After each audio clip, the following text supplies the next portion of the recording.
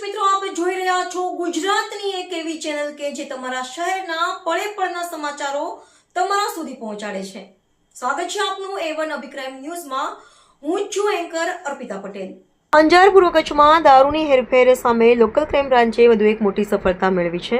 ઉદય police station વિસ્તારમાંથી ₹79,52,400ના પ્રતિબંધિત વિદેશી દારૂના જથ્થાના કેસમાં સંડોવાયેલા 9 આરોપીઓને એલસીબીએ ઝડપી પાડ્યા છે.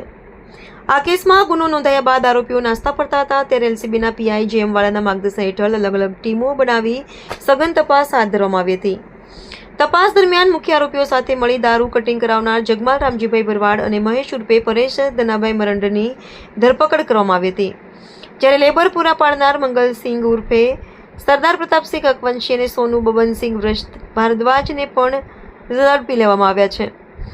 દારૂના જથ્થાને મોટા વાહનોમાંથી ઉતારવાની કામગીરીમાં સંડોવાયેલા સુનિલ ઈશ્વર રવિદાસ, રામ સુહાગ રામાધાર વોચ, વિકાસ રામાધાર રાય, દિલીપકુમાર ઉર્ફે બાંડિયા, રાજારામ મહંતો અને ગોલુકુમાર વિનોદ મહેતાની પણ ધરપકડ કરવામાં આવી છે. ભરત ઠાકોર, કચ્છ.